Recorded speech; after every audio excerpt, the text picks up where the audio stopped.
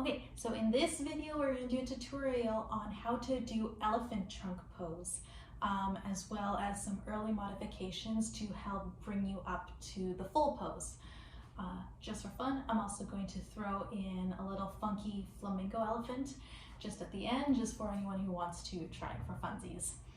So this is a more advanced yoga pose. The biggest muscle groups that it's going to be working is your core, especially your lower core muscles right down here and your pelvic floor, your hip flexors, both the internal iliopsoas and the external ones, and the quads. You're going to need some shoulder, forearm, and hand strength because it is an arm balance lift. If strengthening these muscle groups are not currently part of your practice at home, then it's going to be a lot more difficult for you. And I really strongly recommend getting different exercises addressing all those muscle groups into your practice to help make this easier. It's going to be very challenging if you're just trying to do the elephant trunk pose by itself without anything else. If you have any forearm strengthening and warm-ups, I'd suggest doing them now before you try it, or you can do my forearm 10-minute workout if you want to. I can include that in the description with the link to it. So you'll want to work on some hamstring flexibility because one leg is going to be out straight in front of you, and you need to be able to have enough flexibility that you can hinge forward, because you can't do this lift with the body perfectly upright over the spine, because that will put all the weight of your body back here and you'll just fall backwards. Okay? You need to shift the weight forward so it's more in the middle. Basic physics, right? You need to have your weight here. So therefore you need to have some flexibility in the hamstrings to be able to bring your torso forward. So starting off by itself, exactly as I was. Your legs are going to be here out straight. So this is just the first step. This is not going to be the full elephant trunk just yet. Have your legs out straight and your staff legs. And all you're going to do is the placement of your hands is going to be right here. So you're kind of in the middle area between the thigh, not back here, not right by the knee, but right in the middle. Grab the floor. I want you to grab the floor so hard that you can see in my fingers that I'm grabbing so hard my knuckles are lifting up. That's how hard I'm working. Lean forward, shift your weight forward, and all you're going to do is thinking about pushing the ground away and lifting the booty off the floor. Don't worry about the legs stay on the floor. If you need to, you can use blocks to put under your hands so that you have more clearance and more lift. That is perfectly fine to do. So whether you use yoga blocks, whether you use two books that are the same height, doesn't really matter, but that will help you lift higher. So hands are here, grab the floor, ground it away, lean forward, and deep breath in. On your exhale, breathing out, push the ground away, lift the bum off the ground. And that's it. I want you to take 3 rounds of breath holding this. Breathe in and exhale. 2 more breaths at your own speed.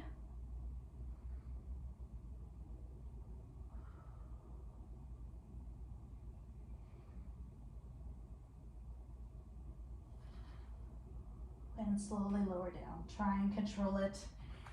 If you flop down, that's fine, but when you do it, try to have that control, okay?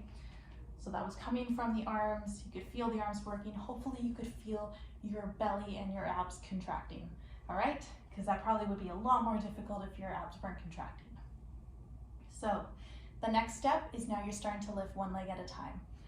So you can see me from the side. I'm now going to just face the front so you can see more specifically what my feet are doing. I might kick these off so you're not looking at the bottom of my dirty shoes. So you're here, legs out front, And all you're gonna be doing is you're lifting one leg at a time. So you're going to just lift, fire up the quads, pull your kneecaps up, and lift a leg up. And that's it. Like, you're just getting a few inches off the ground. It's not a lot. Do your 3 rounds of breath, release everything down, take a breather, and then repeat again with the other leg. One leg stays on the ground the entire time. So there's still 3 points of contact: your 2 hands and the heel of one of the foot. So put our hands between beside our thighs again. Deep breath in.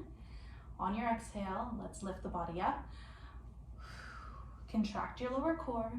Think about trying to not pee, try not to poop. I know it sounds weird, but that's a really great way to remember how to activate your lower pelvic floor. And lift a leg. Now breathe.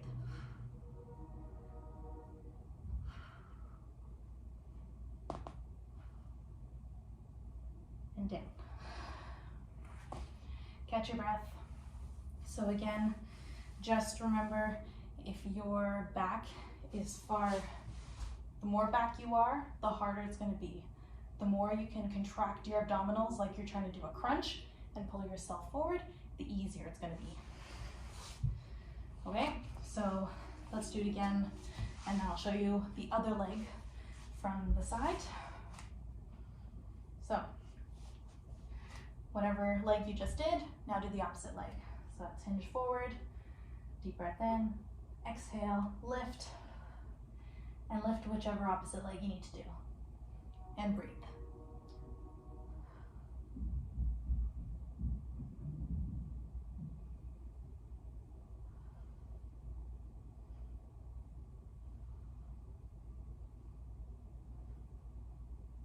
And lower down.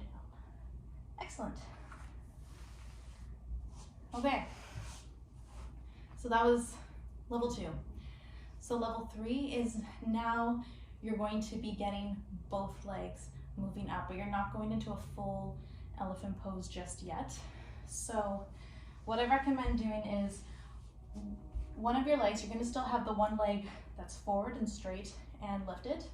The other leg is going to be tucked up here. So what I really recommend doing is doing a few, sitting here by yourself. If you haven't already warmed up your hip flexors, start doing a few of these. Just lift your heel off the ground. Squeeze deep in that hip and squeeze deep to lift it. Try and hold it for a few moments. Lower it down. Do a few reps of that, just so you get that muscle warmed up and that contraction happening. Okay? So I'm not going to run through both sides this time. You do both sides yourself. We're just going to do it once here in the video so that you can see how it's done. So same idea. I'm going to use this leg, bring it up close, lift the body first, then one leg, then the other. You don't have to lift all 3 parts at the same time, unless you want to try that, in which case all the power to you. So we're here. Lean forward.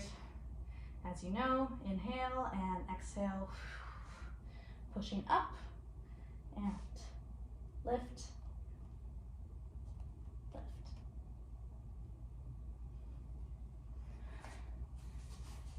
We're getting more difficult, as you can probably feel. It's getting a lot more difficult now. The next step is now just the full elephant trunk pose. It's actually, in a way, it's easier because the leg that's bent is actually hooked over your tricep, which means that you don't actually have to do the same level of contracting the hip flexors to hold it there because it's being held by your arm. It's more difficult because now you need to put in the work to be able to open up your hips so you can get the leg back. Okay? So I'm going to show what it looks like with my right leg here. So personally, I've done a lot of work for a very long time in creating a lot more flexibility in the hips. So I'm able to do it well, but again, work your way to it. So hinge forward, bring your arm through. This might be enough. If this is just a stretch here, stay with it. If you're okay, as I hinge back, I'm gonna bring my leg with it. Okay, and hold it, get it underneath. The main work really that I'm doing with this leg is now I'm doing a hamstring curl. So I'm trying to curl my heel towards my butt. Obviously it's not going to actually get there, but you can see that as I squeeze, I'm squeezing my arm, and this will keep my leg on the arm so that it doesn't fall off. All right, and this is where we'll be. So same thing, I've got my leg here, hinge forward, deep breath, and we can now go for our full elephant trunk pose. So lift up and hold for 3 rounds of breath.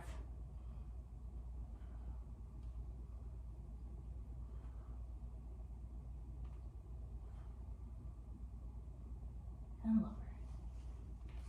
All right, do several rounds of it, okay? If you're at this point that you can do the full pose, do several rounds of it on both legs. Take a break in between each round because it's a lot and you're using your entire body to arm balances. Arm balances are not easy, all right? So if you're having fun with that, if you're a little more practiced maybe in yoga, you can always move into another asana from that. I'm not going to showcase it because that's transitional work I'm still working on, and I don't need to fall flat on my face right now in this video, but the invitation is there if it's applicable to you. So the last one, that's just the funky one I'm throwing in, is same thing, but it's a flamingo variation. So I'm going to showcase on the opposite side now, so I stay balanced. And all I'm doing is, rather than getting my arm in between the leg, I'm getting it in front of the leg. So this one, I'm like shuffling it back, all right? Shuffling it far back, hooking the arm around. So it's technically a flamingo variation, but you're almost thinking about like frog pose, pigeon crow type of knee on the back of the tricep type of feeling, okay? And then otherwise, the rest of it is all the exact same. So hands on either side, foot up, and wee. And breathe for 3, 2, 1, and relax. And relax and die now. Okay, so any luck, you can feel this very well right now in your core, your quads and hip flexors, and your forearms, since that's all the areas that we're being tended to with this exercise. And keep practicing. The more variety of exercises you do for each of those muscle groups, the easier it will be.